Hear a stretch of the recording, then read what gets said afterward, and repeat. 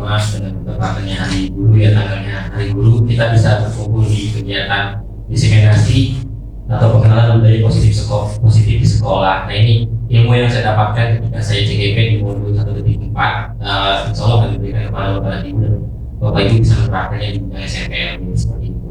Nah, sebelum saya menyampaikan materi, hal-hal baiknya dari pihak sekolah ada sedikit sambutan kepada Ibu Murti, silakan.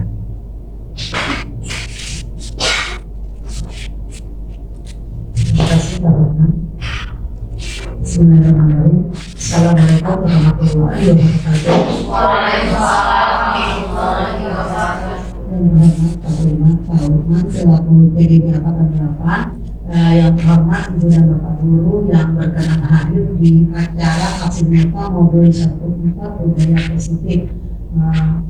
Alhamdulillah, saya kaderkan Allah Subhanahu wa Ta'ala yang mana pada siang hari ini Bapak Ibu dapat berkumpul di tempat ini, di tempat kita mengajar untuk melaksanakan kegiatan yang akan diadakan, yang akan diberikan oleh Pak Lukman tentang pengenalan budaya positif di sekolah. Semoga dengan materi ini Bapak Ibu dapat aplikasikan di sekolah apa yang akan Bapak Lukman berikan. Mungkin juga harapan dari sekolah Bapak Ibu yang masih muda-muda ini dapat mengikuti jejak Pak Lukman dan teman-teman yang lain untuk menjadi CGP mungkin di angkatan 10 dan seterusnya, karena di angkatan 9 kita sudah ada, yaitu Ibu Amanda. Saya harap untuk Ibu dan Bapak mengikuti jejak Pak Lukman, mengikuti jejak baiknya.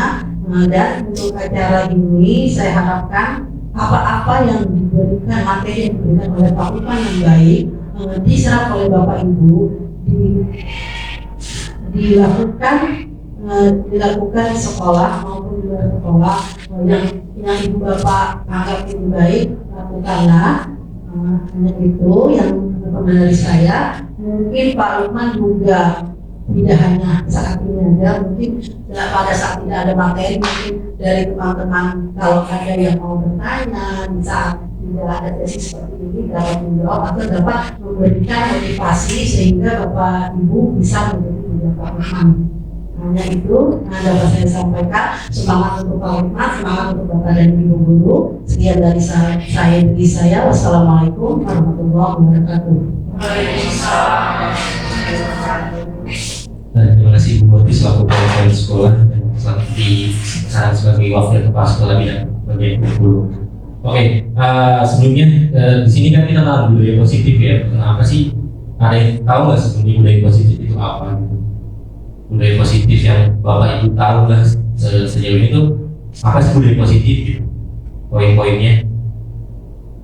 Ada yang tahu terkait budaya positif? Kan selama ini pasti Bapak Ibu sudah mulai istilahnya kita kan di sekolah nih menerapkan hukuman, pasti ada yang menerapkan hukuman ya di dalam kelas seperti itu. Terus ada juga yang menerapkan reward, semua kan pasti ada yang menerapkan reward.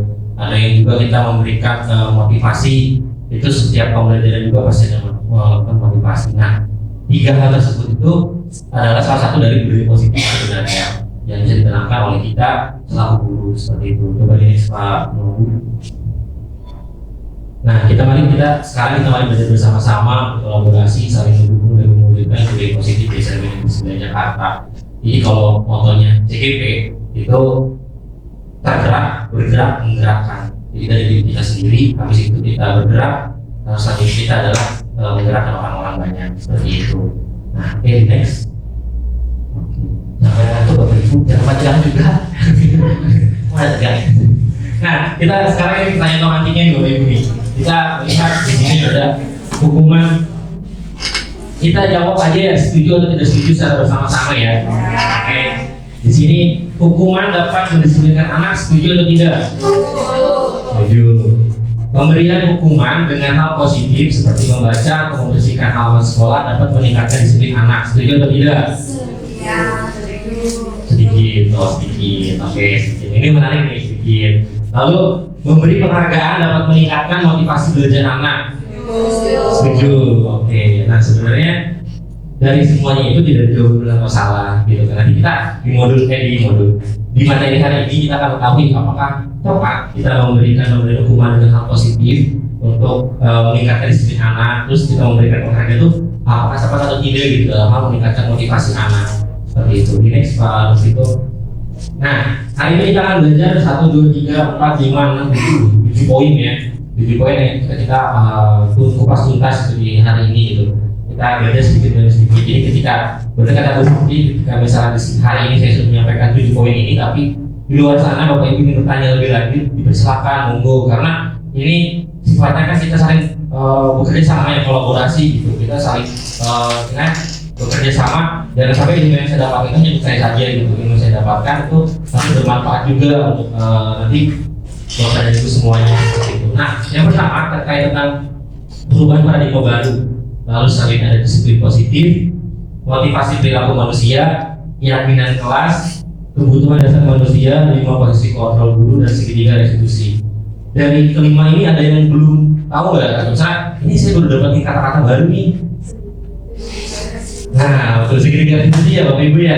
Nah ini juga benar. Saya jadi ketika pertama kali membaca modul ini, gitu, mendengarkan melihat sekilas modul ini, ternyata segitiga restitusi ini apa gitu. Penasaran saya. Sampai akhirnya pas nemu materinya, seperti ini gitu kan. Nanti kita akan kupas tuntas di hari ini gitu kan. Nah, kalau yang lainnya mungkin kita sering membacanya, apalagi kemarin di kegiatan kelas saya minta tolong Pak Friko gitu, Pak Friko di kegiatan PRS teman-teman buat kegiatan kelas atau lebih kalau misalnya disuruh pakai kelas buat peraturan kelas seperti itu. Nah sebenarnya ini yang nanti kita akan bahas bersama-sama seperti itu. Jadi next Pak Friko. Nah kita di sini adalah pembelajaran dengan paradigma baru itu dirancang berdasarkan pembelajaran berdiferensiasi. Sudah pasti kita berdiferensiasi ya, karena di dalam satu kelas ada banyak karakteristiknya Bapak dan Ibu, tidak cuma satu bedanya. Nah, sehingga setiap siswa pasti membutuhkan kebutuhannya dan tahap perkembangannya untuk mewujudkan profil pelajar Pancasila. Nah, profil pelajar Pancasila kemarin mungkin sudah sering dengar. Apa aja kira-kira ada Bapak Ibu? Profil pelajar Pancasila yang pertama, nggak usah urutan deh, ngacak nggak apa-apa. Ada yang tahu? Mandiri, terus kreatif, gotong royong, bernalar kritis, 4 berakhlak, ya berakhlak dulu yang panjang itu ya. 5, satu lagi apa tuh? Itu mana? Nah, kalau kebanyakan global, nah itu dia. Nah ini di 19 kita sudah ada spanduk tentang pelajaran Pancasila ini akan diterapkan kepada murid kita sebagai guru kepada murid-muridnya. Itu dari nilai kebajikan yang diambil dari setiap profil pelajaran Pancasila seperti ini. Itu. Jadi Bapak Ibu ketika mengajar kita pasti sudah menerapkan mandiri kan, secara tidak langsung gitu. Nah tapi yang lainnya pun sebenarnya kita ada kayak gotong royong, dalam tiket itu sudah mulai menumbuhkan dari kebajikannya seperti itu. Jadi istilahnya apa yang kita lakukan di sekolah itu sebenarnya sudah menuangkan dari profil pelajar Pancasila gitu. Cuma kita hanya ini istilah baru lah, kurikulum merdeka seperti itu ya. Jadi kita sudah gitu, cuman apa namanya istilahnya saja yang berbeda seperti itu. Oke, next. Nah, benar. Tadi profil pelajar Pancasila beriman, bertakwa kepada Tuhan Yang Maha Esa, berkepentingan global, gotong royong, kreatif, bernutrisi mandiri. Ini adalah semua poin profil pelajar Pancasila yang diharapkan seluruh peserta didik itu memilikinya. Gitu. Tidak hanya cuma 1 Bapak Ibu itu, atau misalnya cuma 2, tapi diharapkan dari kebajikannya semua itu adalah menyatu semuanya. Maknanya itu harus ada dalam visual itu. Ini misalnya itu ada semua maknanya itu dalam. Akhirnya memang nggak kreatif kok nggak pernah itu pasti ada sebenarnya gitu, dalam artian kita mencoba untuk menggalinya seperti itu. Nah lanjut Pak Triko. Nah ini disiplin positif. Disiplin positif dalam budaya kita, makna kata disiplin itu selalu mendapatkan kepatuhan ya. Kita pasti menerapkan disiplin itu, ayo patuh gitu kan. Jadi kayak istilahnya kita menerapkan disiplin itu untuk mendapatkan kepatuhan. Terus kita juga cenderung mengubah kata disiplin dengan kata ketidaknyamanan. Jadi kalau ada pendisiplinan, itu biasanya itu guru-guru kita pribadi gitu, sebagai guru kadang kalau disiplin kan kayak ini sih gitu kan. Atau misalnya kita diatur-atur gitu. Nah itu kayak ada buat kata ketidaknyamanan ya dalam diri kita sendiri gitu Bu. Murid pun sama seperti itu. Ketika ada razia atau apa pasti mereka kayak razia gitu, kayak aneh gitu kan. Padahal suatu bentuk disiplin sebenarnya gitu kan, pendisiplinan. Nah di sini budaya kita tuh seperti itu gitu kan. Nah sebagai pendidik tujuan kita guru nih itu harus menciptakan anak-anak yang memiliki disiplin diri. Jadi dari diri mereka sendiri, bukan karena faktor orang lain sebenarnya. dari kita sendiri, mendisiplinkannya dalam motivasi diri kita sendiri gitu. Jangan sampai kita disiplin gara-gara orang gitu. Ya disinilah tugasnya guru gitu. Nah di sini sehingga mereka bisa berperilaku dengan mengacu pada nilai kebajikan universal dan memiliki motivasi intrinsik bukan ekstrinsik. Kebanyakan kita guru-guru kan sering disiplinkan murid ya, langsung nih, kalian kayak gini, kalian seperti ini dan seperti ini gitu. Nah itu bagus, namun ternyata ada efek negatifnya ke depannya gitu. Nah, yang harus dikembangkan adalah dari diri mereka sebenarnya yang mengembangkannya itu. Jadi jangan kita menjadi mereka terus menyesuaikan dengan cara kita, tapi dirinya sendiri tidak sadar itu salah sebenarnya. Itu yang harus kita gali sebagai seorang guru. Jadi motivasi intrinsiknya itu yang harus ditekankan. Kalau misalnya datangnya telat, itu kan berarti dia ada sesuatu nih, kenapa datang telat gitu kan. Nah itu tanya, kita gali gitu kan. Jangan sampai dia kamu telat terus gitu kan. Kenapa seperti ini? Alasan aja kamu datang ke sini gara-gara bajanya mogok atau misalnya ada ongkos. Sebenarnya ada motivasi yang lain gitu. Mungkin dia ke sekolah malas gara-gara apa namanya ada sesuatu gitu ya. Kita nggak tahu sebenarnya. Nah disitulah yang kita harus coba gali motivasinya seperti itu. Nah, cara penerapan disiplin di sini yang mengajarkan anak bertanggung jawab dan menumbuhkan kesadaran diri. Nah itu dia, kita harus bisa menumbuhkan kesadaran diri dari kesadaran diri kita sendiri seperti itu. Oke, next. Nah sampai disiplin positif dulu. Ada yang ingin ditanyakan atau kita lanjut dulu? Lanjut dulu saja ya. Oke, nah selanjutnya setelah disiplin positif itu adalah motivasi. Motivasi adalah dorongan yang timbul pada diri seseorang secara sadar atau tidak sadar untuk melakukan suatu tindakan dengan tujuan tertentu. Nah, motivasi di sini ada dua biasanya. Nah, ini motivasi ekstrinsik. Nah, biasanya orang-orang itu ketika ada motivasi pertama untuk menghindari ketidaknyamanan atau hukuman. Jadi dia misalnya nggak mau dihukum, dia coba motivasinya, masih mau dihukum nih, yaudah saya harus baik, harus rajin gitu kan. Motivasi seperti itu. Misalnya saya nggak mau dihukum gara-gara nggak mengerjakan tugas, akhirnya mengerjakan tugas. Ini motivasinya karena guru sebenarnya. Guru yang nyuruhnya, nih kalau kamu nggak ngerjain tugas, saya suruh kamu di depan. Nah itu kan sebenarnya salah satu motivasi yang membuat si murid ini motivasi ekstrinsik, maksudnya biar tidak dihukum, saya jadi tugas deh. Nah sebenarnya bukan dari mereka sebenarnya, karena terpaksa jatuhnya seperti itu motivasinya. Nah selanjutnya ada juga untuk mendapatkan imbalan atau pengaruh lain. Wah hebat nih orang kayaknya anak udah selesai lagi. Jadi gurunya pun akhirnya memberikan suatu motivasinya tuh, ayo kerjakan, kalau yang bisa mengerjakan jika dapat nilai yang sebenarnya kalimatnya bagus. Itu bisa seperti itu. Cuman akhirnya motivasi dari mereka tuh ingin seperti ini, saya biar tidak dihukum sama dosa misalnya gitu, atau saya tidak hubungan sama hukuman seperti itu. Jadi juga mungkin mikirnya dan mahasiswa akan mikir seperti itu, gitu. Ada pemikiran seperti itu. Nah, tidak jadi umum sebenarnya kita pun di SLB pun seperti itu, gitu. Kan, apalagi anak-anak suka berpikirnya, mama seperti ini, dan apa-apa deh. Nah, akhirnya seperti itu jatuhnya gitu. Nah ini yang harus kita kikis sebenarnya motivasinya, dan harus munculkan di next banget itu. Nah, kita membutuhkan motivasi intrinsik untuk menjadi orang yang mereka inginkan dan menghargai diri sendiri dengan nilai-nilai yang mereka percaya sebenarnya. Jadi nilai-nilai yang mereka percaya apa nih? Misalnya kita mengerjakan tugas, nilai yang mereka percaya itu adalah dia harus tepat waktu. Nah itu sebenarnya yang kita lakukan itu dari diri dia. Gitu. Oh saya jangan sampai telat nih, saya harus bisa membuat tugas tepat waktu. Gitu. Nah seperti itulah yang munculnya seperti itu. Nah sebaiknya kita harus menghindari pemberian hukuman atau hadiah berlebih untuk meminimalisir motivasi eksternal dari dalam diri. Jujur Bapak Ibu, siapa di sini yang sering memberikan reward berupa hadiah? Tidak ada. Jadi ada. Ya maksudnya hadiah itu sebenarnya dalam artian bukan ya ujian sebenarnya gitu. Dan hadiah mungkin di sini dalam artian katanya hadiah adalah memberikan benda ya gitu. Misalnya ngasih permen gitu, ngasih sesuatu. Itu sebenarnya akan memunculkan suatu stigma itu pasti dapat hadiah nih gara-gara ngobrol tugas itu salah sebenarnya. Gitu. Gak salah sih, kurang tepat gitu. Akan memunculkan motivasi yang kurang tepat bagi mereka gitu. Nah jadi benar kita harus meminimalisir. Boleh kita memberikan itu, tapi bukan hanya satu orang murid. Misalnya dia ini aja gitu. Sementara ada sama lain enggak. Semua tetap dikasih. Jadi sebenarnya reward yang diberikan adalah semua gitu. Tidak secara satu aja deh gitu. Kamu yang paling pintar. Nah itu akan memunculkan kecemburuan ya seperti itu. Nah ini sebenarnya iya betul gitu. Jadi kita jangan sampai membuat salah satu murid itu semakin tinggi percaya dirinya gitu dengan wah saya bangga nih gitu kan. Sementara yang lain kalau jadi oh saya nggak dilihat terus sama Pak Lukman ya, saya nggak terus sama Pak Aceh ya sebenarnya. Jangan sampai muncul stigma seperti itu Bapak Ibu gitu kan. Jangan sampai ya sesuatu berpikir bahwa wah saya tidak ada apa namanya niat nih gitu kan karena Pak Aceh itu dikira cuma bersih doang gitu.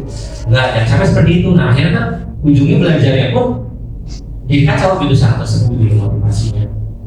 Oke, next motivasi perilaku seperti itu. Nah, didukung oleh penghargaan. Nah, bahwa penghargaan berlaku sama dengan hukuman. Sebenarnya penghargaan itu sama dengan hukuman secara tidak langsung ya. Dalam artian meminta atau membujuk seseorang melakukan sesuatu untuk memenuhi suatu tujuan. Ini kayak menunjukkan. Jadi kita, ayo kamu maju ke depan dapat permen. Jadi maju ke depannya yang dinilai, bukan keberanian dia sebenarnya. Karena dia maju ke depan, dapat permen nih, dapat hadiah gitu. Nah, itu sebenarnya sama dengan hal-hal ini. Kamu ngerjain tugas, saya hukum ya. Ini sebenarnya hal yang sama gitu dalam artian gitu kan. Jadi kayak sama-sama menimbulkan atau memunculkan motivasi yang salah sebenarnya. Ya udah saya maju aja sih, biar saya jadi hukum. Saya maju aja deh, yang bisa dapat hadiah. Kan seperti itu dalam artian. Nah, jadi coba kita dari sekarang misalnya kayak ini jangan sampai seperti itu deh gitu kan. Kita harus coba dalam artian sedikit demi sedikit gitu. Kalau misalnya memberikan penghargaan secukupnya gitu kan, jangan berlebihan. Atau misalnya kita memberikan pujian cukup sudah sampai situ. Jangan sampai anak tersebut senang gara-gara kita dipuji atau kan diberikan penghargaan terus seperti itu. Next. Nah, ini penghargaan itu sebenarnya itu seperti pengaruhi jangka pendek dan jangka panjang pertama. Terus penghargaan itu ternyata bisa juga jadi hukum. Jadi memberikan cap, misalnya saya anaknya itu berhasil terus nih, dia berusaha maju kan, diberikan rewardnya tuh A terus B, C, D dan yang lainnya tidak diberikan. Nah itu yang harusnya tidak seperti itu. Terus penghargaan itu mengurangi ketepatan. Nah ketepatan di sini yang harusnya kita lihat cara proses belajarnya, yang dilihat tuh anak itu hanya maju ke depannya aja gitu. Tidak melihat proses depannya. Ini kamu berapa hebat kan, permen gitu kan, selesai urusan. Terus penghargaan itu kadang tidak efektif sebenarnya. Penghargaan itu merusak hubungan, tadi benar ya, kesejahteraan sosial ya. Tadi penghargaan merusak hubungan tuh ini bisa jadi gitu, hubungan antara si A sama si B. Kalau misalnya aku ketika saya lebih peduli kepada A, si B nya jadi wah kamu mau sama Pak Lukman dekat banget, jadi akhirnya cemburu gitu. Karena itu sebenarnya yang salah sebenarnya kan, yang salah menurut dari materi ini gitu kan. Nah terus penghargaan pun menurut kualitas gitu, jadi dia maju ke depan. Yang penting saya maju aja deh, salah benar usah nanti gitu kan. Yang penting saya berani maju ke depan. Nah itu dia. Terus penghargaan itu makin kreativitas dalam artian jadi maju atau kasih suatu hadiah itu imbalan. Ya udah nanti saya mengerjakan.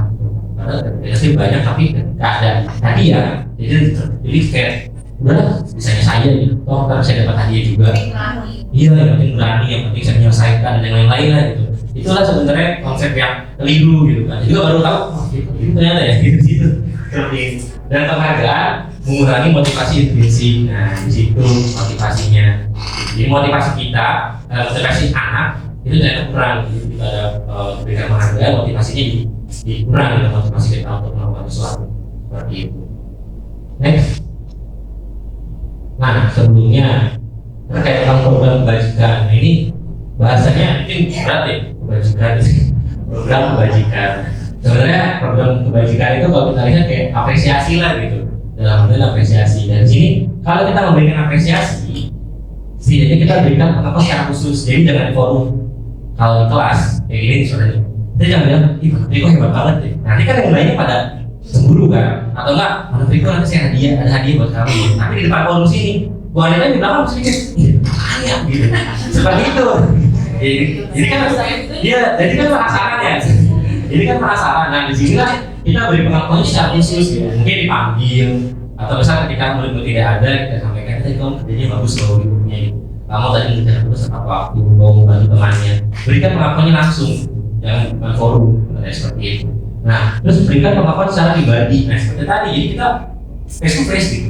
Jangan sampai kita bersama-sama seperti ini, akhirnya kan munculkan hubungan sosial. Walaupun nanti kalau komunikasi, Bu Sita komunikasi, tetap aja kan penasaran. Kenapa kalau juga duluan ya? Gitu kan, jadi pertanyaan itu seperti itu. Iya, maksudnya apa ya gitu kan? Nah, Selanjutnya juga bisa juga seperti ini Bapak Ibu ya, beri pengakuan kepada murid secara bergantian. Jadi jangan cuma ke Pak Riko, tapi Pak Guru bergantian terus sendiri.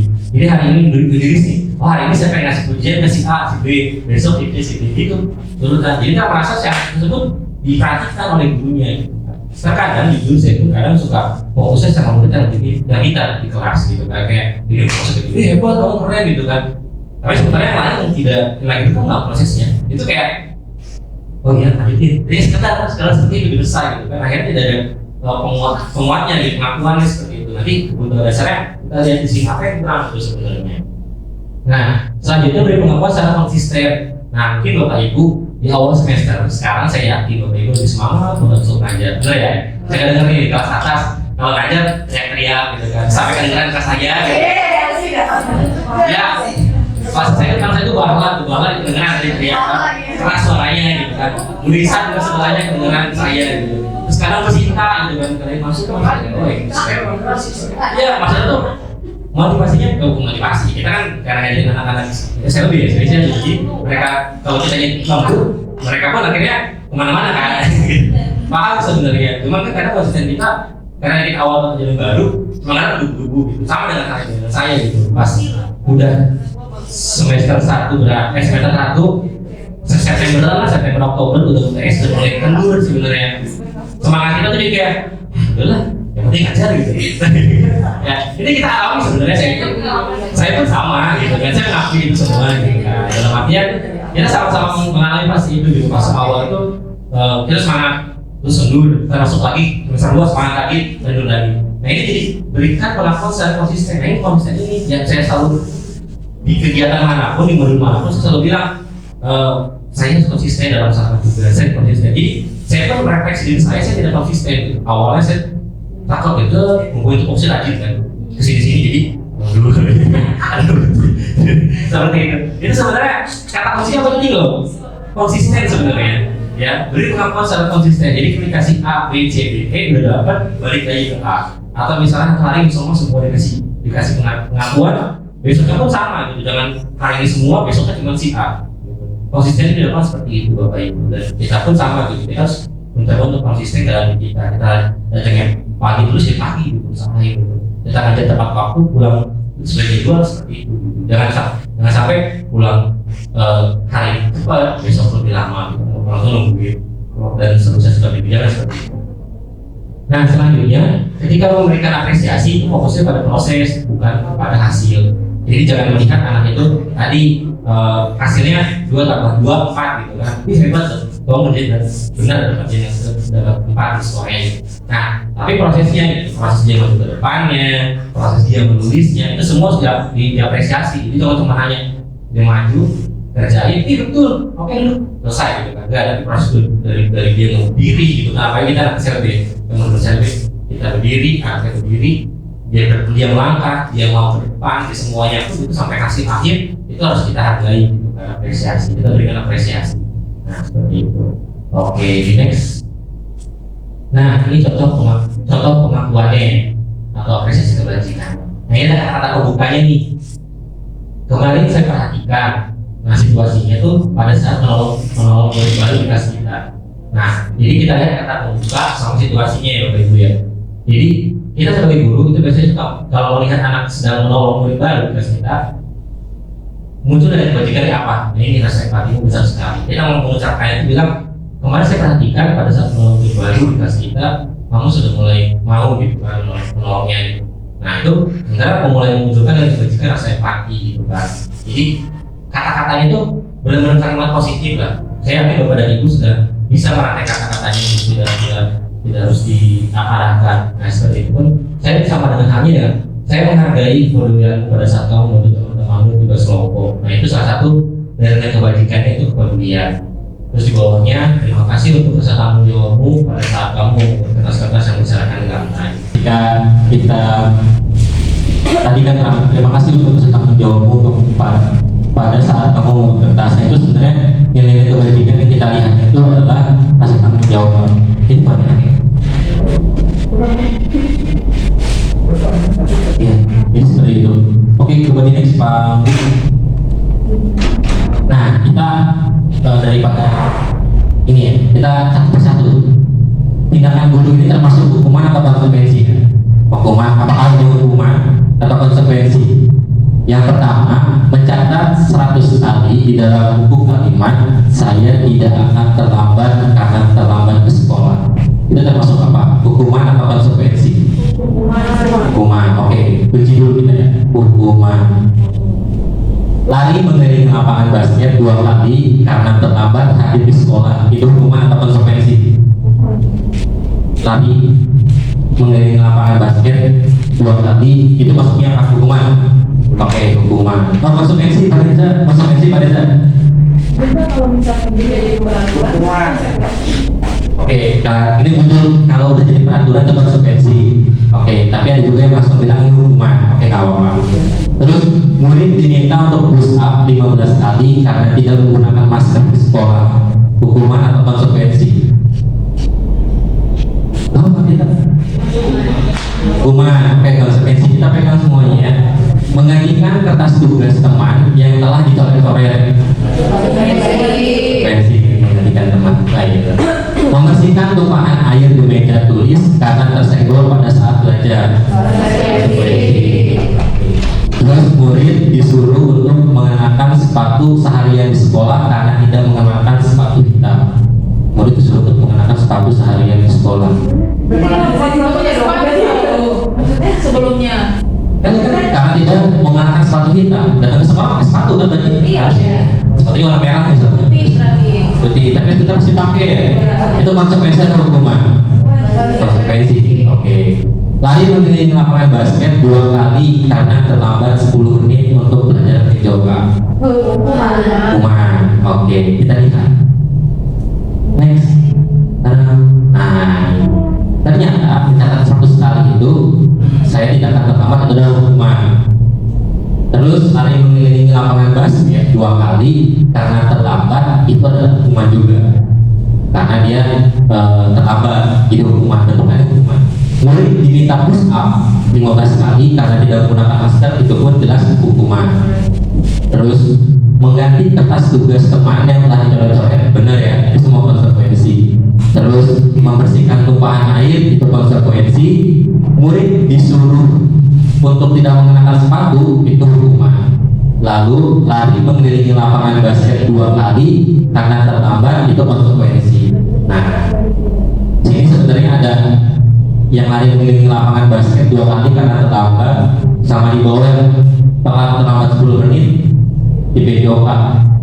Sama-sama lari 2 kali, terus terlambat juga. Tapi kenapa yang atas hukuman yang bawa konsekuensi ya? Yang bawah, karena yang bawah itu dia sudah berada di sekolah, ya nggak sih? Beda. Nah, ya sebenarnya dalam artian seperti ini sih. Ketika kita memberikan hukuman, itu berarti sudah ada peraturannya. Gitu. Kita kan telat, berarti peraturannya itu kita harus datang tepat waktu kan. Nah, yang memberikan hukuman adalah good tiketnya misal seperti itu. Dan yang itu ketika dia terlambat 10 menit, itu adalah konsekuensi dia harus mengelilingi lapangan basket 2 kali. Itu konsekuensinya. Jadi seperti itu.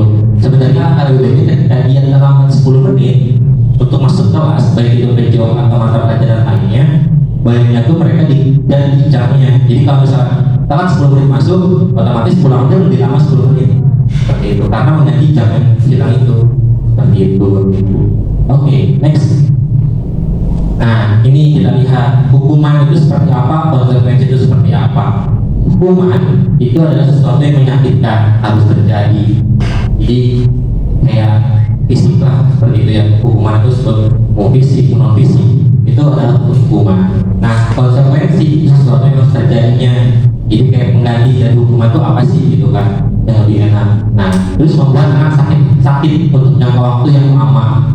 Jadi kalau dihukum, kamu berdiri pasti mentalnya dia kena, gitu kan. Atau misalnya seperti apa itu kena mentalnya. Terus kalau misalnya konsekuensi, anaknya itu jadi tidak nyaman saat itu saja sebenarnya. Gitu. Terus akhirnya apa? Anak kan membenci kedisiplinan. Kalau dihukum, pasti ini kayak dalam ini nih gitu kan. Jadi menggerutu gitu dan akhirnya dia membenci kedisiplinan itu sendiri. Nah terus kalau konsekuensi malah jatuhnya itu anak menghargai disiplin Jadi kita ganti hukuman ke konsekuensi ya, seperti itu. Terus hukuman itu bersifatnya paksaan.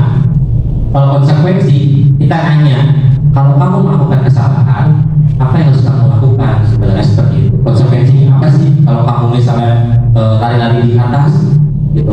Konsekuensinya apa kamu kalau biar tidak seperti ini lagi, gitu kan? Kamu harus ngapain, gitu kan? Mengarahkan dia tidak lari-lari seperti itu. Terus hukuman pun membentuk konsep diri yang buruk, dan kalau konsekuensi membentuk konsep diri yang baik. Lalu anak pun belajar untuk menyembunyikan kesalahan. Kalau hukuman selanjutnya konsekuensi itu anak belajar untuk mematuhi peraturan. Nah hukuman pun akhirnya butuh nih rasa marah, bersalah, dipermalukan, dan merasa tak dihargai. Sementara konsekuensi itu kehilangan haknya saja sebenarnya saja itu dibuatnya nyaman dan diasingkan untuk sementara. Nah ini sebenarnya kita harus membedakan, harus mulai tahu nih mana hukuman, mana konsekuensi. Nah gitu ya, seperti itu. Ya Bapak Ibu, next. Nah ini kita baca semua untuk melihat hukuman itu akan membentuk suatu identitas yang gagal. Nilainya pasti negatif kalau hukuman. Nah kalau konsekuensi itu akan membentuk sesuatu yang netral dengan membentuk identitas sukses, bakal bisa berhasil kan? Kita bakal ngakui oh saya salah nih tadi gitu kan, dia akan merasakan itu salah sebenarnya, tapi sifatnya netral gitu kan. Nah di sini ada yang menarik nih, restitusi. Oh ternyata ada lebih bagus nih dari hukuman, terus konsekuensi dan restitusi. Nah ini disinilah restitusi akan memunculkan disiplin, dan paling penting itu akan memunculkan nilai positifnya. Nah, restitusi itu adalah jenis itu merupakan suatu pilihan. Kita kan kondisi bagi murid untuk memperbaiki kesalahan mereka, sehingga mereka bisa kembali pada kelompok belajar mereka dengan karakter yang lebih kuat. Jadi restitusi mengajarkan proses kolaborasi murid untuk mencari solusinya. Jadi solusi itu bukan dari guru, tapi dari murid juga. Itu namanya restitusi sebenarnya di situ. Jadi kita hanya mau berpikir aja sebenarnya. Kalau kamu mau pakai topi, apa yang akan kamu lakukan? Kenapa? Mana rasanya? Pasti anak jawab panas. Terus apa sih harusnya kamu lakukan biar kamu ingat pakai topi? Pasti kan kita menanya-nanya aja kayak guru BK lah gitu. Sebenarnya saya tidak langsung kita jadi guru BK. Nah di situ untuk menjadi apa tujuannya mulia dan bagaimana mereka harus memperlakukan orang lain seperti itu. Next. Nah ini ciri-ciri restitusinya. Pokoknya restitusi itu bukan untuk menebus kesalahan, namun untuk belajar dari kesalahan. Kenapa kamu tadi nggak masuk kelas? Pasti ya, karena saya males sama ibu ini, sama bapak ini. Nah itu kan ditanya-tanya terus kenapa? Gitu kan akhirnya sampai saya bilang aku saya tidak nyaman. Nah solusinya apa ya agar kamu tuh mau masuk kelas tersebut gitu kan? Jadi solusinya itu bukan lagi bikin solusi seperti itu untuk terkait tentang menebus kesalahan. Terus restitusi itu memperbaiki hubungan. Nah memperbaiki hubungan di sini kita akhirnya ketika kita menghukum pasti kan akhirnya anak itu akan nggak suka ya sama kita ya, atau misalnya kayak apa sih gitu kan seperti itu. Nah sebenarnya kalau restitusi itu lebih nyaman. Wah nyaman sekali nih gitu kan, kita tidak langsung jalan salah atau dihukum seperti apa, tapi lebih pada kayak oh seperti ini ya, kita dicarikan solusinya yang terbaik itu seperti apa. Nah selanjutnya ini merupakan tawaran tentang paksaan. Jadi kita menawarkan bagaimana kalau kamu minta maaf, bagaimana kalau kamu. Nah itu seperti itu. Terus restitusi menuntut untuk melihat ke dalam diri. Restitusi pun mencari kebutuhan dasarnya. Terus cara restitusi diri cara yang paling baik dan fokus pada karakter bukan tindakan. Lalu fokusnya pun pada solusi serta mengembalikan murid yang berbuat salah pada kelompoknya. Jadi enggak kita langsung kamu salah, kamu kelompokin sama orang yang sama seperti itu. Jadi kita mencari yang terbaik. Okay, next. Nah ini keyakinan kelas. Siapa bapak ibu yang sudah buat keyakinan kelas di kelasnya? Ada yang sudah beli sih. Beli sudah dibuat ya kemarin biasa ya. Itu panu udah buat panu.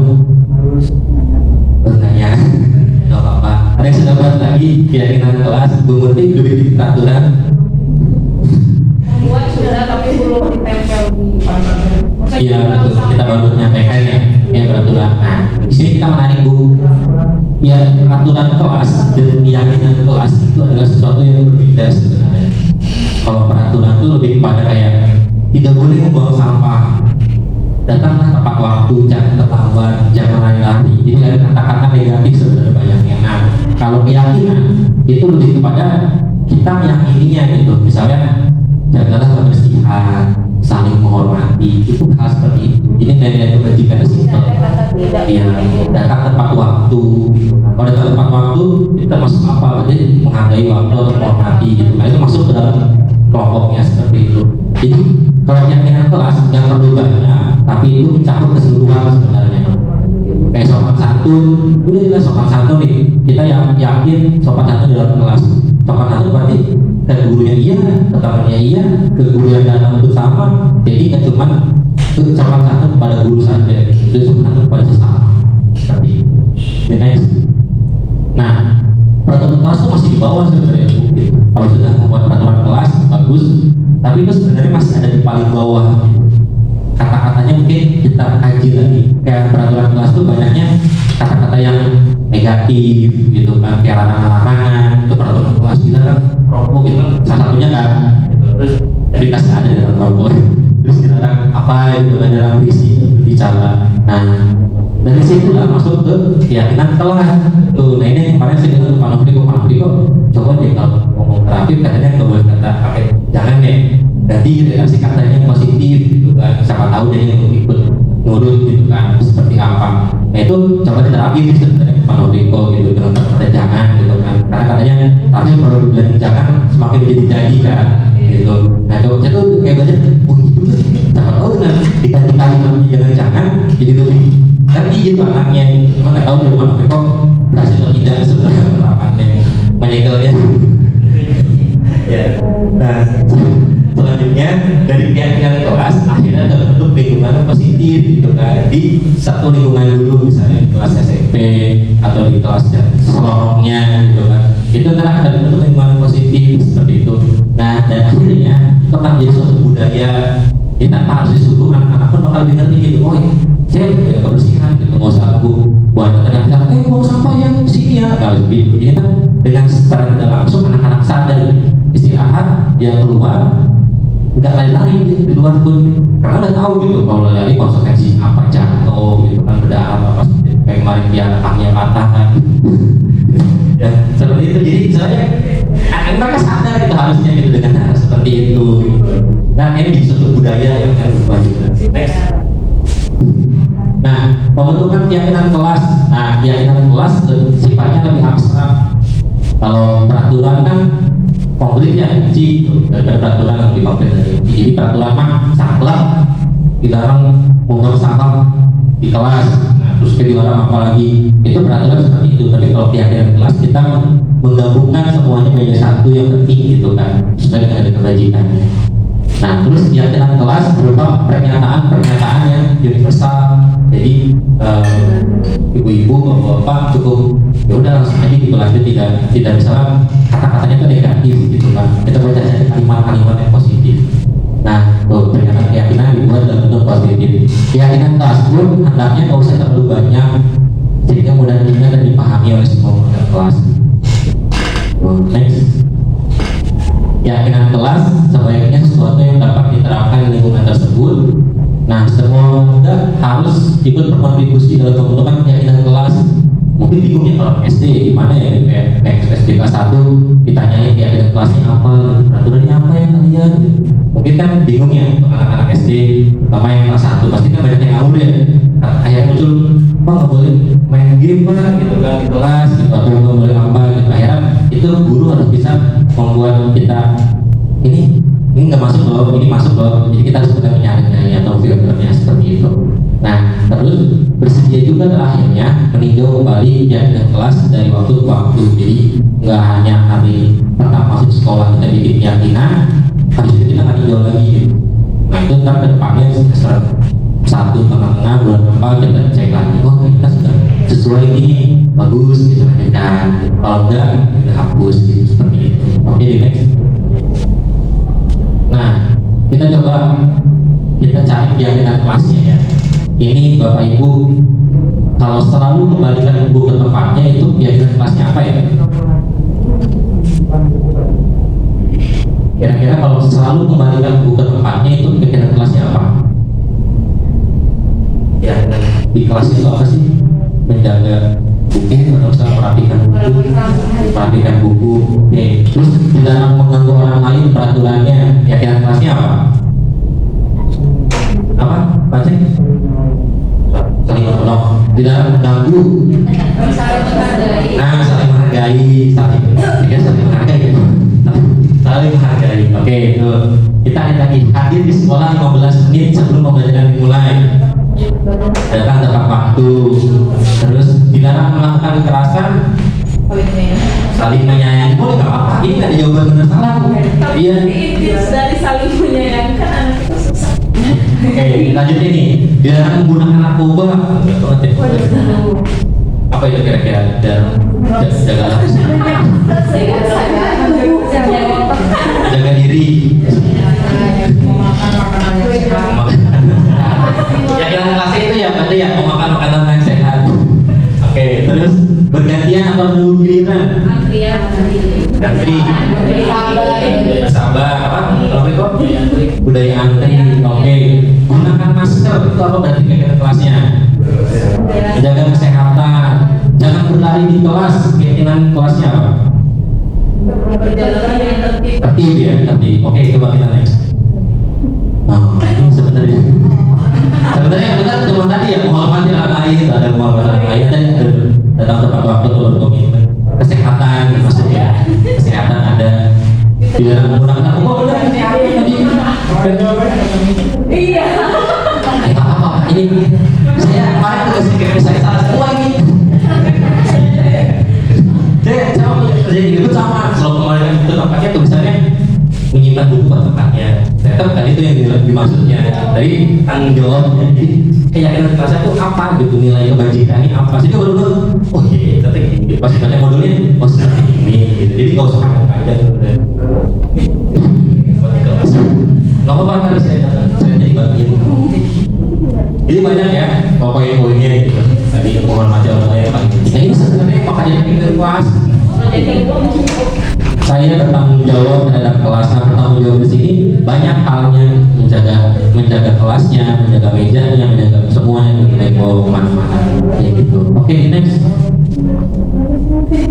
Nah itu kebutuhan dasar manusia. Bapak Ibu ada pernah dengar astaga deh kebutuhan dasar manusia kuliah? Ya ada benar itu benar makan. Apa lagi loh?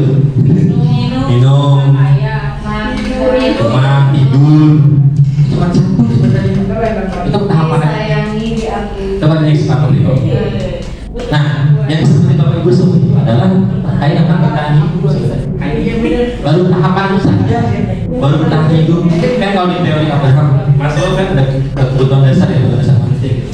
Kita sama mana sih sebenarnya? Iya, bertahan hidup itu maksud sebenarnya. Ini bertahan hidup. Tadi yang makan, minum itu udah masuk. Teman di tempat indah. Nih, apa lagi saya itu ya bertahan hidup, terus kasih sayang, dan rasa diterima.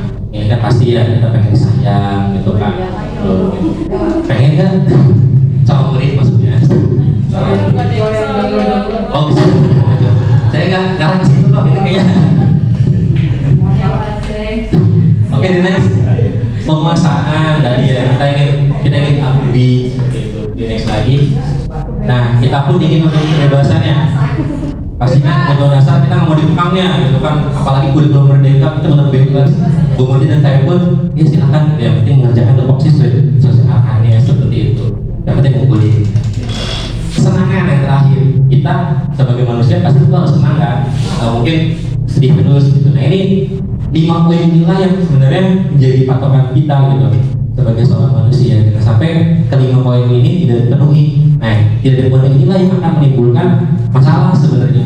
Nah, anak-anak ketika disebutkan pada kasus yang paling simpel lah, anak-anak misalnya menonton video porno misalnya. Nah, situ apa sih sebenarnya dia cari kebutuhan dasarnya? Bertahan hidup ya, itu beda. Kesenangan. Nah mungkin kesenangan dia itu nggak ada di rumahnya misalnya gitu kan. Dia tidak bisa melakukan hal tersebut, akhirnya dia menonton hal-hal yang jelek gitu kan untuk melakukan rasa kesenangannya dia seperti itu. Bisa juga misalnya dengan cara dia butuh rasa kasih sayang sebenarnya gitu kan. kita seperti apa gitu. Nah di sini kita harus menggali. Jadi ketika ada masalah tuh tidak langsung mencari dia langsung salah gitu, tapi kita cari dulu nih kebutuhan dasarnya apa ya kira-kira ya, sebenarnya dia tuh belum terpenuhi, akhirnya memunculkan hal tersebut. Itu sebenarnya harus kita lihat ketika Raffi belajar berdiri terus, lari-lari di kelas, itu sebenarnya apa sih kebutuhan dasarnya dia gitu. Ternyata Raffi itu dalam rangka kebebasan tidak ada gitu. Dia dikekang untuk ayo belajar, hari ini kita belajar A, belajar B, belajar C. Dia nggak mau, dia akhirnya memberontak. Iya, dia akhirnya memberontak. Nah, itu kebutuhan dasarnya itu nggak terpenuhi. Dia pengen bebas, dalam artian dia pengen mengerjakan sesuatu, tapi tidak terikat gitu. Nah itu sebenarnya harus dikaji gitu. Jadi itu kayak, oh seperti itu ya. Ternyata penting kebutuhan dasar. Saya pikir kebutuhan dasar, ya udah kita kalau nggak terpenuhi nggak masalah. Ternyata ada juga dampaknya seperti itu. Di next. Nah ini contohnya ini tadi disebutin oleh ibu-ibu semua. Bertahan hidup, sehat, tempat tinggal, makan dan minum, reproduksi rasa aman, seperti itu. Ya. Lawa. Reproduksi. Ya, ini hal yang penting ya. Saya rangkum dari keseluruhan. Yang paling penting kita kesehatan, tempat tinggal, makan dan minum, reproduksi rasa aman. Oke, selanjutnya kasih sayang. Nah, kita pun sebagai manusia tentu harus bisa memiliki rasa sosial ya. Kita berteman dengan guru-guru yang lain, gitu kan, dengan murid dengan yang lain itu harus baik hubungan sosial ya. Dan kita pun pasti ingin mendapatkan rasa kasih sayang dari pasangannya masing-masing ya. Oke, berarti yang mengerti ya. Dan kita pun ingin diakui dalam satu kelompok gitu kan. Misalnya kita di sini bareng-bareng gitu kan, ketika menyampaikan suatu pendapat, misalnya kita mau dihargai gitu kan, ketika kita menyampaikan ya tolong mendengarkan seperti itu. Ada yang menyampaikan lagi, kita pun gantian untuk mendengarkan. Jadi jangan sampai kita ingin diakui, tapi ketika kita menghargai tidak ada, jangan sampai seperti itu. Oke, next. Nah, penguasaan. Nah, di sini pencapaian sesuatu, kita ingin mencapai sesuatunya gitu. Penguasaannya apa sih? Misalnya dari saya pribadi, saya ingin lulus TGP gitu kan, saya ingin bisa mengembangkan diri sendiri di sekolah. Itu penguasaan dari saya seperti itu. Mungkin Pak Nofri kok beda gitu, mengetahui tentang hal-hal di kuliahnya gitu kan, cara mengikuti S2 seperti itu. Mungkin yang lain pun sama gitu, Pak Aceh bisa, ya lah gitu. Itu penguasaannya berbeda-beda. Kita ingin menguasainya dalam hal apa sebenarnya seperti itu. Terus ingin menjadi kompeten. Nah, mungkin kalau dari saya pribadi ingin sekali memperdalam kurikulum gitu kan, fokus terus di kurikulum. Nah, berbeda dengan hal yang lain, misalnya kayak Pak Hafiz yang fokus di olahraga, dia menguasainya di olahraga seperti itu, terus dikuasai kebutuhan dasarnya. Begitupun Pak Aceh, ketika Pak Aceh sudah tahu agama, dia gali terus ilmu agamanya gitu kan, untuk bisa jadi lebih kompeten sebenarnya seperti itu. Nah, tujuannya apa? Ya, akhirnya diakui kelompok tersebut gitu. Itu adalah penguasaan dari kebutuhan dasar manusia. Next, kebebasan. Nah, kita pun bebas untuk memilih. Jadi ketika kita dikekang, kita pasti akan memberontak. Sama halnya dengan murid. Ketika murid dikekang, akhirnya kita kayak apa sih kayak gini gitu, kenapa sih nggak boleh ini, kenapa nggak boleh itu, penasaran. Nah, di selain itu juga kebebasan akan menimbulkan rasa kemandirian. Ya udah, silakan kalian belajar bersesuai dengan yang kalian, dan akhirnya mereka akan mandiri secara tidak langsung gitu kan, tanpa diarahkan. Nah, terus dia juga akan mencoba hal-hal yang baru dalam hal kebebasan seperti itu. Next, kesenangan. Nah, kesenangan pun kita sebagai seorang manusia pasti ingin bermain, terus menikmati hidup ya. Kita benar-benar kayak udah deh gitu, jalani hidupnya gitu seperti itu. Jangan sampai kita berat nih tugas-tugasnya sekolah, tugas ini berat gitu, di rumah tambah lagi. Enggak, kita nikmati aja hidup kita gitu. Jangan sampai kita mengeluh dalam seperti itu. Kita harus menjadinya seperti itu. Next. Nah, 5 positive control dulu. Ini menarik sebenarnya. Kira-kira positif coba next. Menurut Bapak Ibu sudah sampai tahap mana sih? 5 ini. Pak Cek hukum nih, posisinya sekarang nih. Aman, oke. Bu Billy jadi apa biasanya di sekolah, di kelas-kelas? Posisi kontrolnya. Aman. Bu Desi. Bos.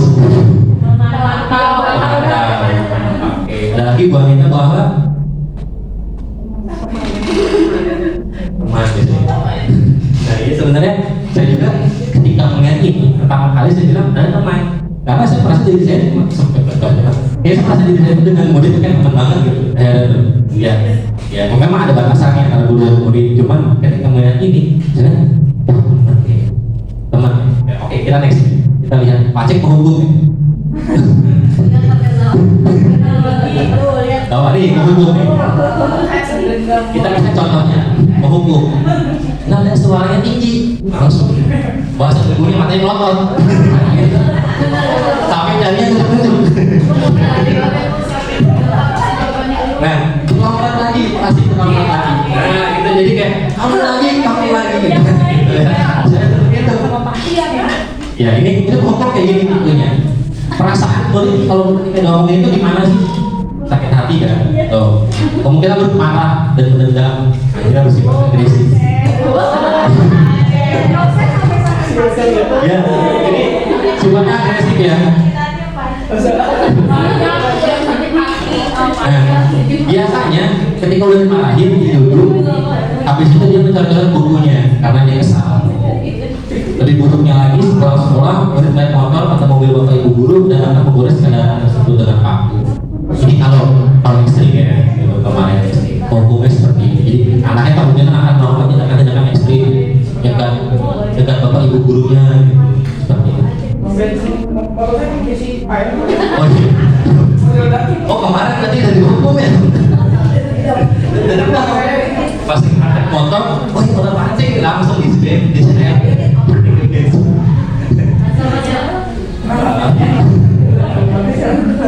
Ya, lanjut. Nah, ini membuat masih bersalah. Pasti pernah deh kayaknya bapak ibu melakukan seperti ini. Ada suaranya halus banget ngomongnya. Ada sih. Terus bahasa tubuhnya tuh kayak lebih dekat ke anak, kayak lesu. Jadi kayak saya, Adi kamu bagaimana sih? Gitu kan? Aku udah kerja sama ibu untuk tadi kabar. Kamu kenapa sih mengecewakan lagi? Jadi kayak menyalahkan orang lain gitu, menyalahkan dirinya si murid tersebut gitu. Ibu benar-benar kecewa gitu kan. Jadi saya kayak membuat cara itu, waduh, gara-gara saya telat nih gitu kan. Waduh, gara-gara saya telat, ibu akhirnya dimarahin.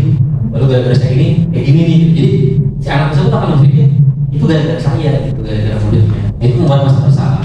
Nah, biasanya muridnya itu akan biasanya misalkan kalau mencapai bapak, muridnya akan merasa gagal, digagal, kayak saya gagal deh sama Bu Anita gitu kan, nggak bisa nurutin kemauan Bu Anita gitu, disuruh ngepel, salah terus gitu kan, jadi kecewa aja tuh anaknya tuh. Nah, karena pasti kamarnya itu lebih berbahaya sebenarnya dari hukum, karena emosinya akan tertanam rapat, jadi cuma dia diam rendam doang. Dia membuat pesan-pesan kayak cuma akhirnya membuat anak tuh udah sih pernah aja lah, saya kasih pesan buat dia udah aja gitu. Nah terus akhirnya dengan murid-murid di sini dengan guru penghukum di mana murid itu bisa melakukan amalnya dengan cara negatif gitu. Jadi akhirnya nanti ketika sudah dipendam aman mengungkap amalnya gitu kan. Nah, di situ bahayanya tuh membuat besar-besar. Next. Teman, nah ini kalau teman kita semua pasti sudah menjadi seorang teman. Adanya akrab, bercanda, ya kan, hari, terus bahasa tubuhnya merapat pada murid, terus mata dan senyumannya jenaka. Jadi bisa dalam artian kita benar-benar friendly banget lah gitu. Apalagi karena KBK. Saya kemarin kasusnya, saya tanya ke vaksin, Bu, mana saya sebagai seorang guru KBK melakukan mengira anak dengan cara posisi kontrolnya menghubungi marah-marah seperti apa. Karena kebiasaannya kan kita di teman, apalagi manajer kan, pasti manajer lebih tahapannya lebih tinggi lagi kan. Teman-teman lebih cocok gitu. Adi, kayak katanya, Adi ayolah bagaimana sih? Jadi kayak ngajak gitu. Kemarin kamu sudah jadi bapak yang terlambat, terus sambil ketawa-ketawa gitu kan gitu. Terus ya sudah tidak apa-apa, duduk lagi dari Pak Guru bantu. Kita ada bantuan, kita bisa kejar kesalahan, dibantu. Tapi jangan sampai menaruh rasa yang apa nih? enggak. Itu bunga ya. Kalau dia Itu bunga. Oke. Bahaya. nah kayak si pasangan Anggun tuh.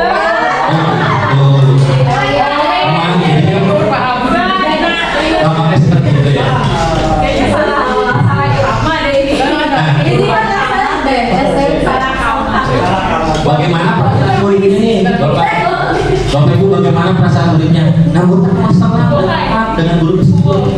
Aku dengan senang jadi kalau sama guru yang baru sifatnya penghukum, makanya kan lebih condong sama yang sebelumnya gitu kan. Ah sama guru ini mah sampai ini teman enak banget deh pengajar. Saya pembeda pembanding seperti itu kan.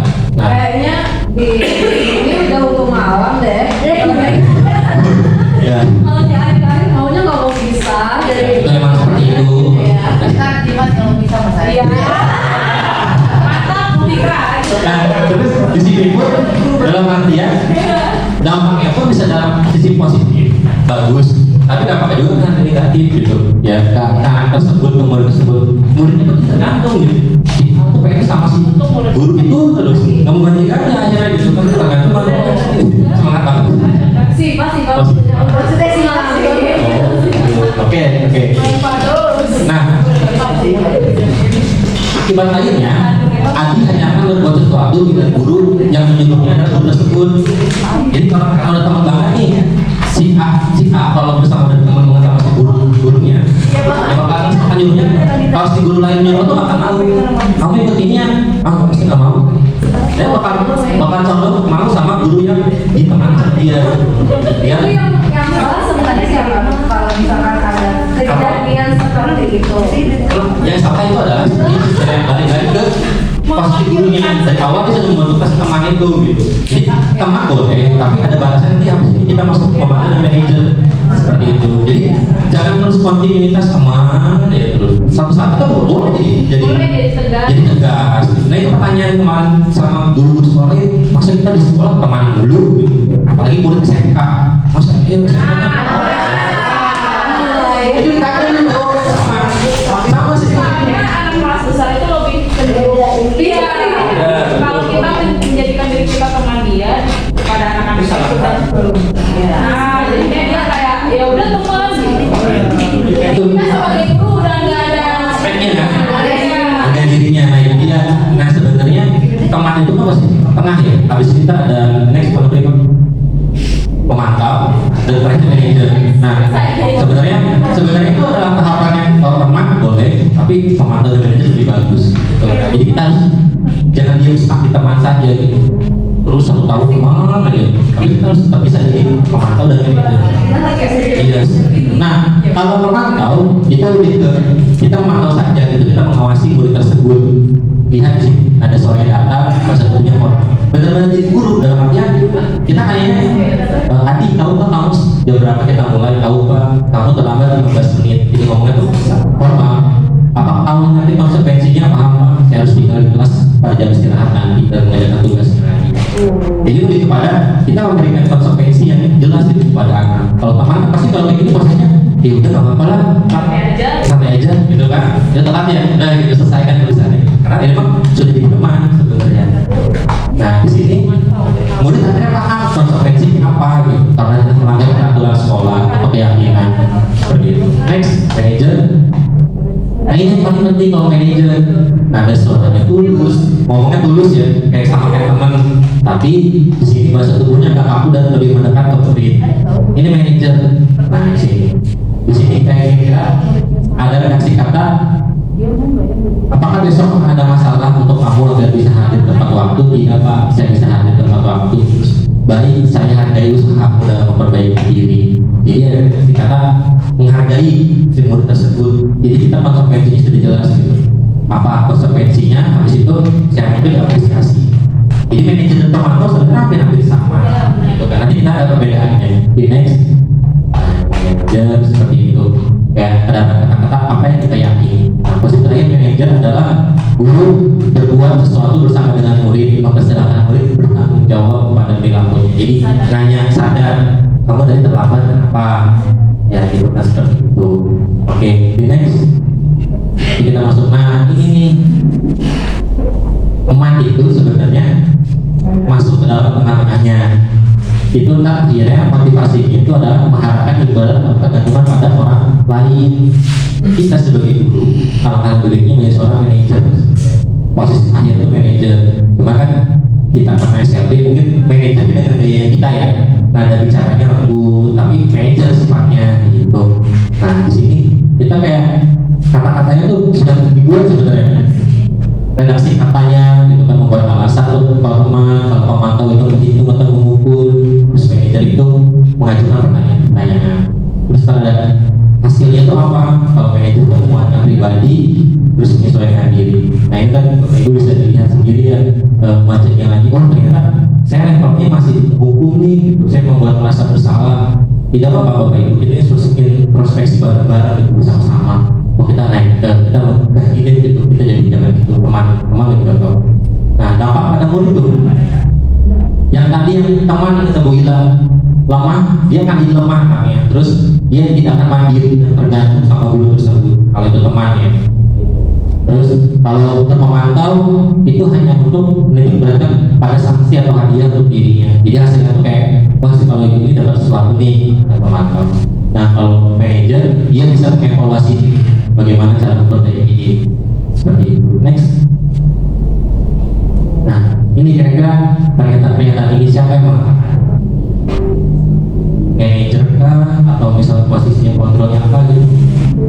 Saya kecewa sekali dengan hal membuat merasa bersalah. Oke, kamu tidak pernah benar melakukannya. Apa? Pemantau, kamu tidak pernah benar melakukannya. Ayo lakukanlah demi ibu atau bapak. Itu benar. Ini teman semangat. Bila semangat banget. Gila. Apakah kamu mau mendapatkan stiker bintang hari ini?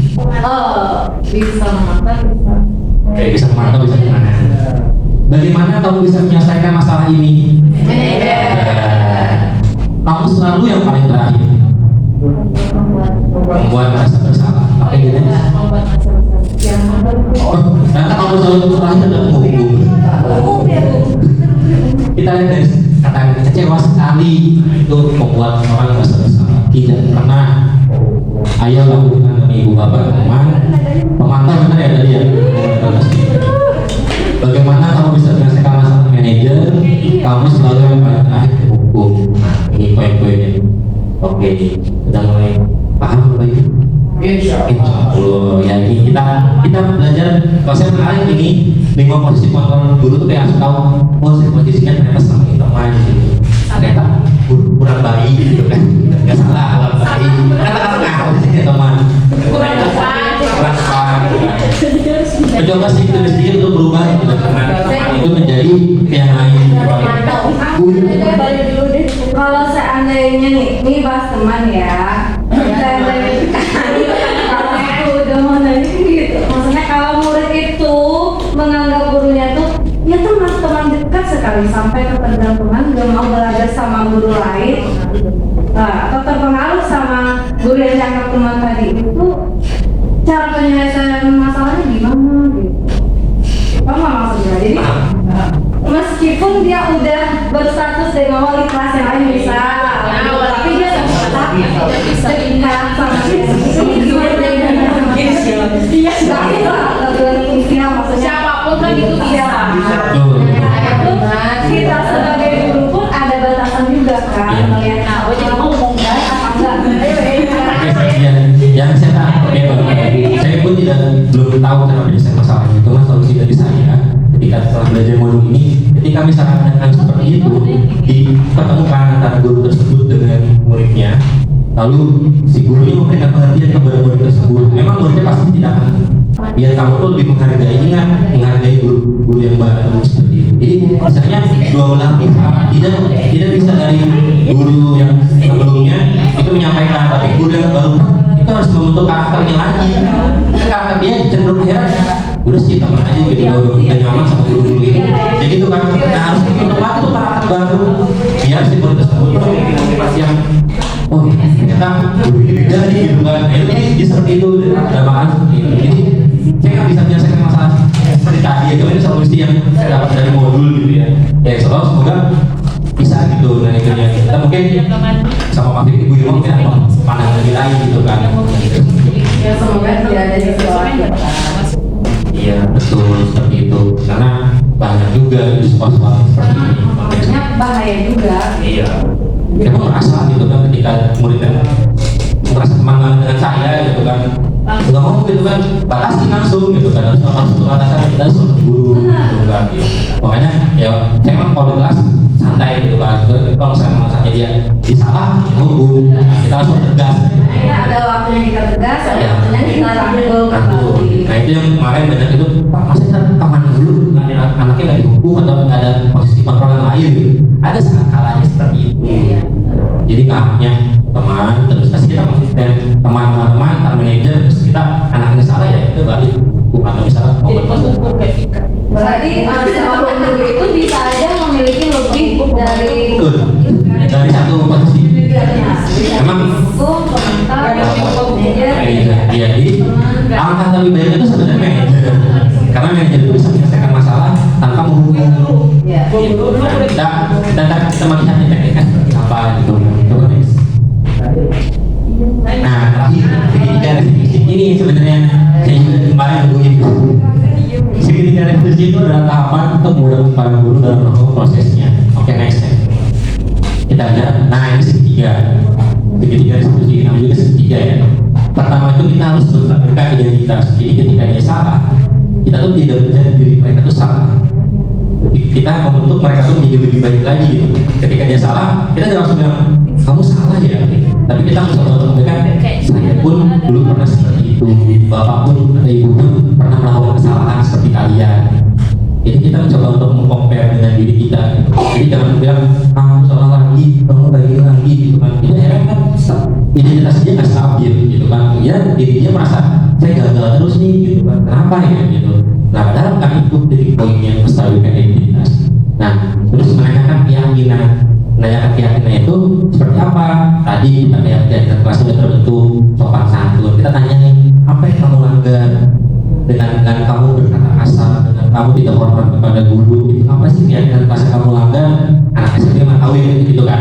Kita pancing kayak berarti kamu nggak menghargai orang lain dong, benar nggak? Oh iya pak betul. Nah, mulai nanti itu oh iya pak.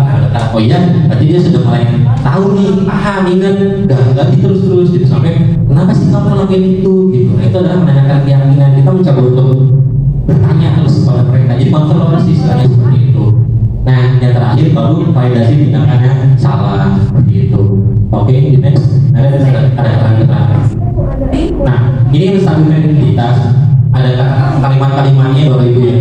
Jadi kalau nanya tuh kita nggak langsung menjadi dia salah, tapi kayak nggak apa-apa salah tuh kasih nol. Semua orang juga pasti pernah salah gitu.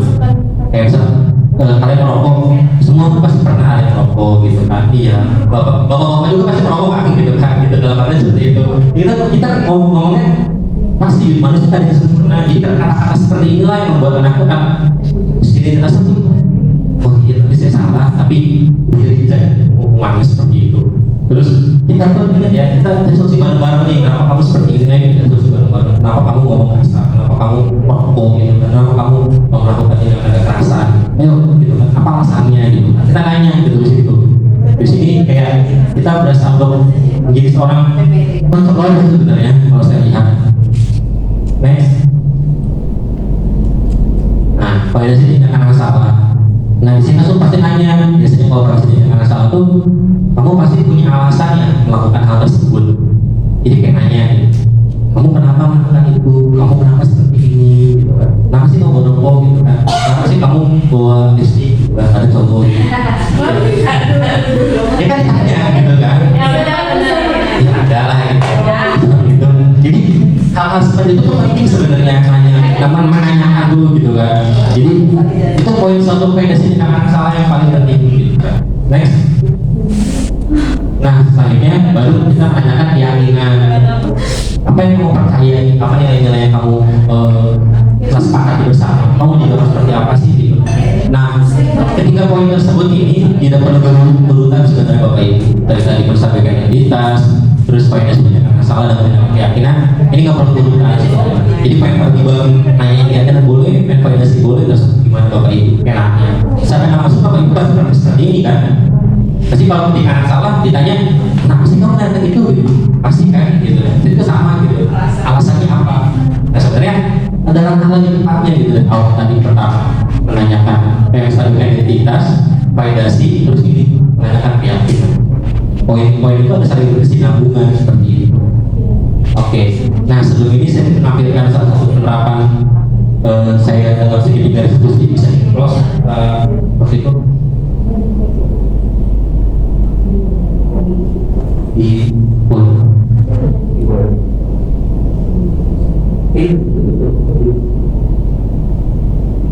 nah coba dia baru main saya ngambil video di dari mana Pak? Gak salah banget sih dari terus next jadi dibagi lagi Pak. Nah terus Pak cepetan dan kasusnya dulu. Nah oke nah ini skenario kasusnya ini pura-puranya ya Zahra itu tidak membawa topi dihukum oleh guru piket dan ketahuan sama guru piket itu kamu udah 2 kali nggak pakai topi atribut lengkap dihukum di depan gitu kan. Saya selaku guru nanya ke dia kenapa seperti itu. Nah ini skenario seperti ini. Oke coba.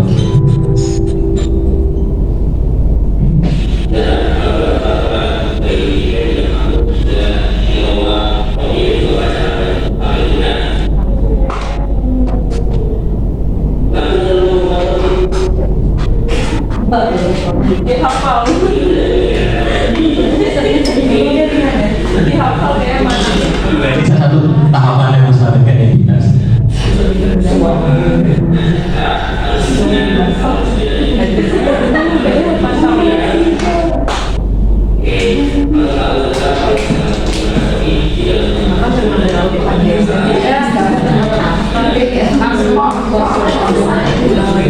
Laptopnya langsung hilang. Iya, laptopnya langsung hilang. Bisa gitu. Takutnya ada gunting.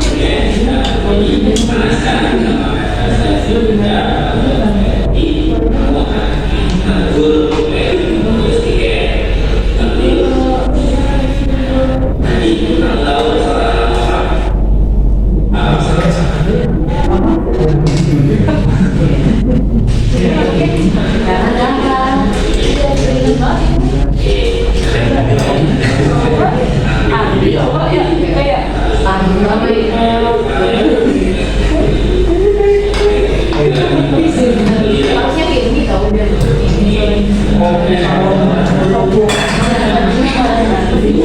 Oke, nah ini tahapan terakhir ya, menanyakan keyakinan ya Bapak Ibu.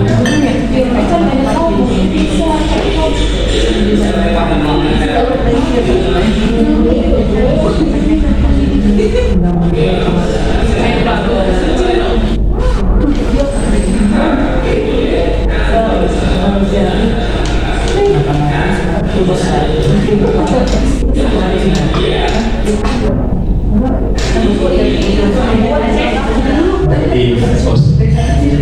Oke, ini kasus yang pertama seperti ini ya Bapak Ibu. Banyak yang ngomong, ini kalau ini gimana, kalau ini seperti apa gitu. Ini saya tanyakan ke fasilitator saya, Bu, anak-anak saya kalau ditanya seperti ini mungkin bakal lah, ini kan skenario ya. Ini kan katanya, iya Pak, ya kita tahu ya. Nah tapi gimana sih ini saya cuma beda contoh kalau misalnya melakukan segitiga seperti ini ya Bapak Ibu. Nah kenyataannya di lapangan itu memang sangat berat sebenarnya gitu kan. Ketika ada masalah tuh pasti kita gak mungkin kan pakai medicine tadi ya gitu kan. Terus kalau misalnya kita nanya foto lidah akhirnya ini apalagi kehadap orang anak-anak yang tidak bisa kooperatif gitu. Ini gimana cara kita menggali pertanyaannya gitu, menggali jawaban-jawabannya itu kayak kita harus benar-benar sabar gitu kan. Dari situ lah ya saya nanya ke pasti Bu, bisa nggak sih sama anak SLB yang ditanya kamu tahu nggak sih keinginan kamu apa? Oh gitu doang kan, gitu doang gitu kan. Dan akhirnya dijawab kita sesuaikan lagi Pak dengan kondisi dari sekolahnya masing-masing seperti itu. Jadi kalau bisa tidak bisa menanyakan keyakinan tidak apa-apa, kita bantu. Akhirnya anak itu menjawab ya enggak gitu doang. Tapi ada juga kan yang mereka jawab iya tapi sebenarnya enggak gitu kan. Nah ini kita sudah jadi kita sebagai seorang. Nah seperti itu. Oke, ini ada kasus yang kedua. Ayo coba. Di situ apa sih di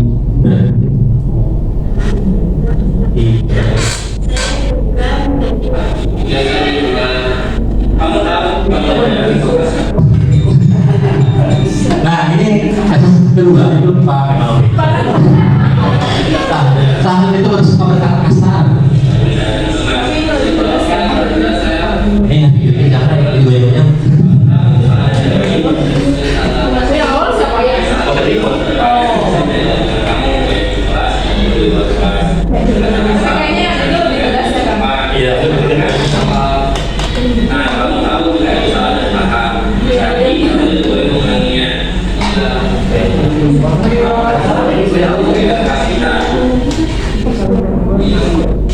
Dia kan tadi kan Sudah nggak usah jawab, bukan aja ya gitu. Karena itu bukan sikap yang baik, dan kita harus biasa menjaga sikap kita agar baik karena satu kita itu Masih selalu anak baik.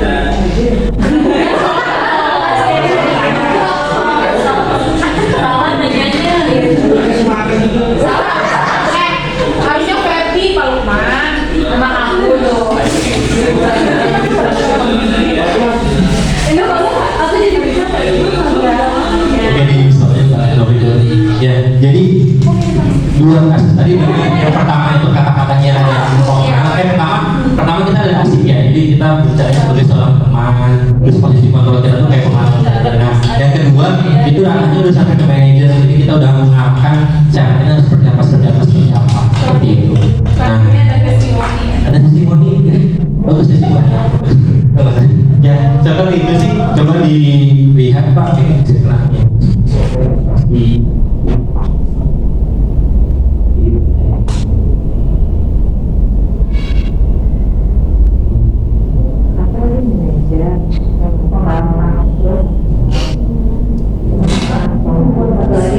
Oh iya.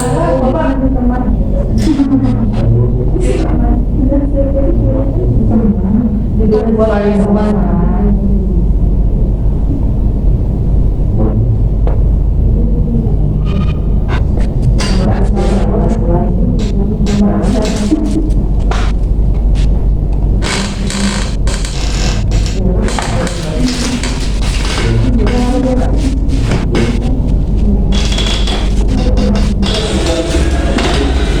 Nah ini salah satu kemarin mencoba untuk membuat ya dengan kelas ya, itu dengan Pancasila pertama. kita harus yakin apa? Kalian kalau masuk ke kelas itu pertama kita ngapain dulu? Salaman, terus saya salam lagi. Sopan, betul. Sama lagi. Antun. Oke, salam sopan dan santunnya.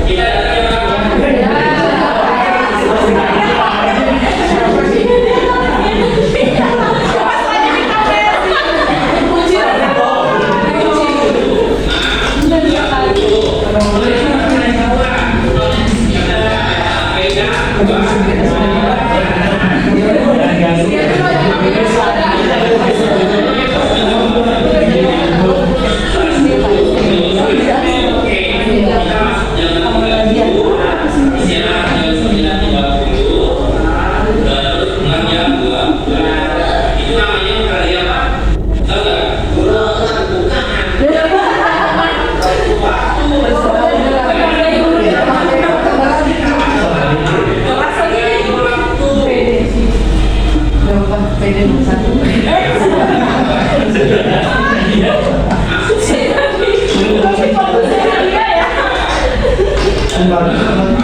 Desa sana kameranya itu. Jadi mau kemana lagi? Gak jawab lagi dia. Oke, ya. Mau jawab apa dia? Tawa. Menghargai waktu yang pertama masuk ke sejarah tadi. Selanjutnya sudah di sekolah ya. Kalau sedikit nggak apa-apa, tapi jangan gampang ya. Nggak boleh ya. Jadi kita harus menghargai waktu yang pertama. Terus istirahat, waktu istirahat jangan mau itu sih pusing. Asing selesai. Sekali dilakukan istirahat Pak. Ya, oke. Ayah sama bapak saat final. Kalau gitu selesai kita sekarang udah istirahat ya.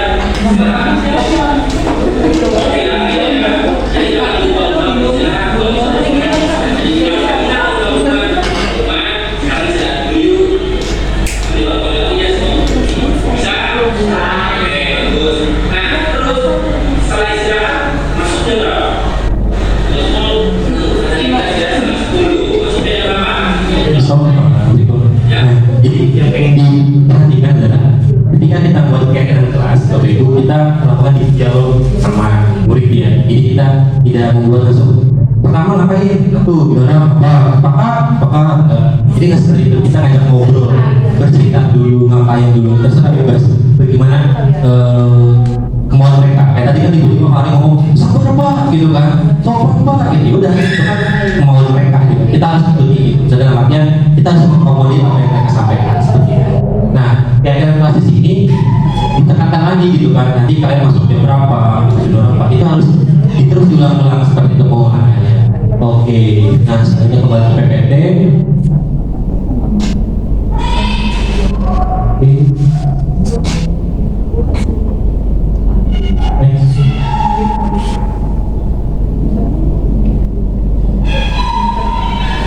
Nah, next. Kira-kira terakhir nih Bapak Ibu. Hal baru apa sih yang mengubah paradigma saya yang telah saya dapatkan pada hari ini? Coba ada satu guru mungkin, Bu Ila. Kontrol guru. Bu Ila, menurut Bu Ila, apa sih hal yang mengubah paradigma saya setelah mendapatkan pembelajaran hari ini?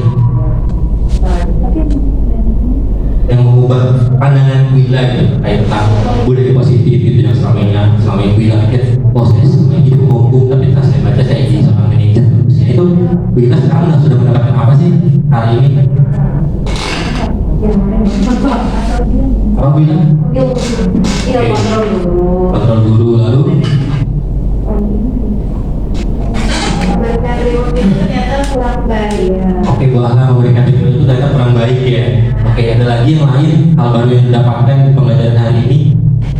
Kita merefleksi diri sebenarnya gitu kan. Selama ini kita sudah melakukan apa, pas kita mendapatkan materi ini, oh ternyata salah ya. Kita refleksi diri aja ya, kita refleksi diri seperti itu.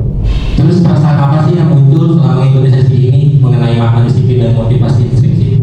Kira-kira perasaannya di mana sih? Kita ambil secara generalnya ya. Dan budaya positif itu perasaannya gimana nih Bapak Ibu setelah belajar ini? Senang kah? Sakit? Senang dan berpikir apa? Aku harus menerapkan ini. Wah, bagus tuh bilang senang dan akan menerapkan ya. Oke, CGP angkatan 10. Ya, Bu Murti udah siap langsung kasih rekomendasi sama sejauh tuh ya. Oke, nah ini peran kamu tuh peran posisi kontrol ya.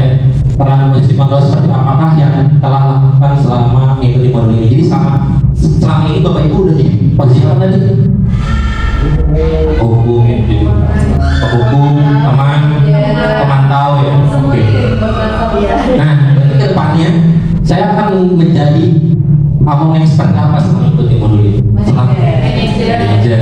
Oke, tentu ya kita berharap semuanya kita menjadi seorang guru yang posisi kontrol manajer gitu.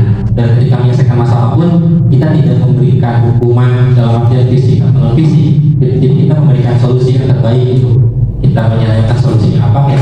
Kira-kira pun apa seperti itu. Jadi jangan sampai si anak ini terus dihukum dan menunjukkan yang ada salah gitu. Segala-galanya seperti itu. Next. Oke, terima kasih. Cukup sekian dari saya. Jika tidak ada pertanyaan, saya berterima kasih sekali pada sesi pada hari ini. Mungkin pertanyaan dulu.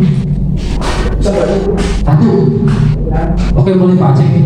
Apa bedanya keyakinan kelas dengan kesepakatan kelas atau harapan kelas? Apa bedanya keyakinan kelas dengan kesepakatan kelas atau harapan kelas? Sebenarnya itu sama dalam artian gini. Kita kan pasti buat awal tuh peraturan kelas terlebih dahulu. Peraturan itu jadi hal-hal yang jadi yang boleh itu apa saja, yang tidak itu apa saja. Itu peraturan kelas. Nah, kesepakatan kelas itu disusun kita bersama-sama dengan muridnya. Nah, yang tadi kedua itu sebenarnya bisa jadi juga kesepakatan kelas karena kita sama-sama. Nah, keyakinan kelas itu lebih menurutku sebenarnya dalam artian poin-poin kesepakatan kelas itu yang sama dijadikan satu nilai keyakinan gitu. Jadi tahapannya lebih tinggi sebenarnya keyakinan kelas itu. Jadi kesepakatan kelas ketika kita tanya tadi kan ada poin saling menghargai bersama, terus datang tepat waktu. Nah, itu datang tepat waktu sama saling menghargai itu bisa jadi satu nilai kebajikan. Satu nilai kebajikan ini adalah menghargai komitmen gitu kan, menghargai apa gitu kan. Di situ istilahnya kita rangkum lagi menjadi salah satu keyakinan yang pasti. Jadi keyakinan mah cukup bersifat universal di secara keseluruhan. Kalau kesepakatan, kita sepakat hari ini kita mau bertugas terus ya kita lihat seperti itu. Jadi kesepakatan itu adalah, tapi keyakinan kita ngobrol bersama juga, tapi kita cari di mana yang sama kelompokan, yang sama kita kelompokkan seperti itu. Oke, dari Pak Cek. Ya, terima kasih. Ada lagi Bapak Ibu yang lain?